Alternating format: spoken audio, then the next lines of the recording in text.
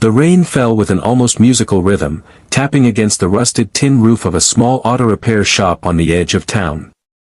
Inside, oil-stained hands moved with quiet precision beneath the hood of a battered old pickup. The mechanic, Jamal, a humble man in his early 30s, wiped sweat from his brow with the back of his sleeve, unaware that his life was about to change forever. Jamal had lived a life of quiet struggle. He wasn't wealthy, nor was he well known. His small garage, passed down by his late father, barely brought in enough to cover bills and groceries. But he was rich in something many overlooked: kindness. He'd fix cars for free when someone couldn't pay, offer food to the homeless from his modest lunchbox, and always greeted the world with a warm smile, even when it didn't smile back. On this particular day, as the storm continued to rage, Jamal glanced out toward the bus stop across the street. He saw her, soaked, trembling, and clutching a small suitcase. She was still in her bridal gown, now mud-streaked and clinging to her like a memory she wanted to shed. Her mascara had run down her cheeks like a trail of broken dreams. Jamal put down his tools and stepped into the rain.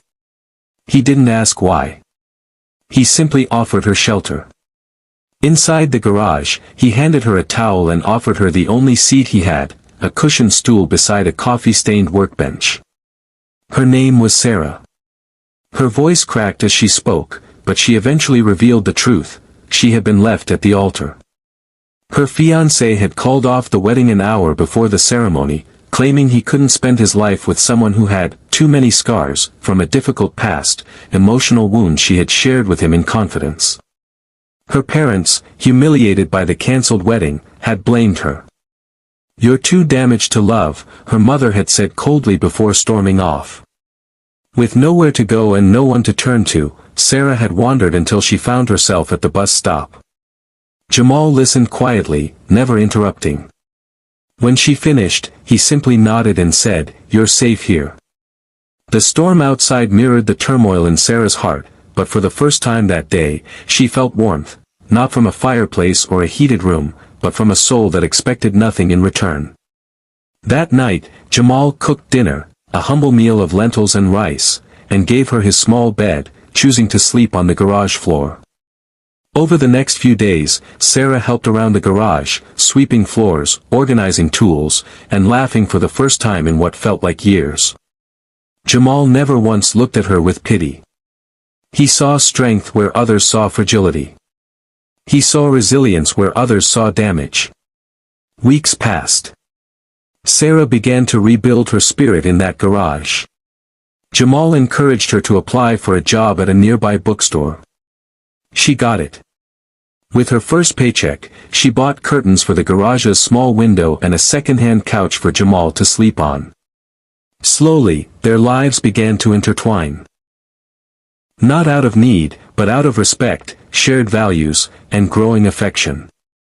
One quiet evening, as they sat watching the sun dip below the horizon from the garage rooftop, Sarah spoke. "Why have you been so kind to me?" she asked. Jamal smiled. "Because someone once told me that kindness doesn't cost a thing, but it can change everything." He told her about his mother, who had once taken in a homeless teenage boy during a harsh winter. That boy had grown up to become a doctor who later saved her life. "You never know who someone can become if you just believe in them," he said. Sarah's eyes welled with tears, not from sadness, but from the realization that she was finally seen, truly seen. Months turned into a year. Jamal's garage flourished. Word had spread about the kind mechanic and the woman who brought light into his life. They weren't rich in money, but their hearts were full. On a spring morning, exactly 1 year from the day she stood at the bus stop in a rain-soaked gown, Jamal knelt on one knee inside the garage. He held out a simple ring, one he had bought by saving every extra penny for months. "I saw what he never could," Jamal said, voice steady. "I saw the fire in your soul, the strength in your silence, and the beauty in your scars. Will you build a life with me, not perfect, but real?" Tears rolled down Sarah's cheeks as she nodded. "Yes," she whispered. 1,000 times, yes. They married not in a grand hall, but right there in the garage, surrounded by neighbors, friends, and even customers who had become family. The same tin roof that once echoed with rain now rang with laughter and love. Their story became one shared in whispers and social media posts, touching hearts around the world.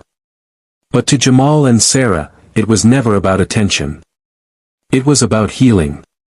About choosing hope when life gives you heartbreak.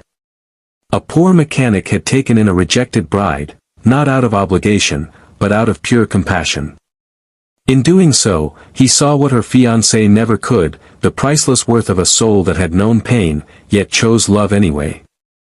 And in that humble garage, two broken hearts found home.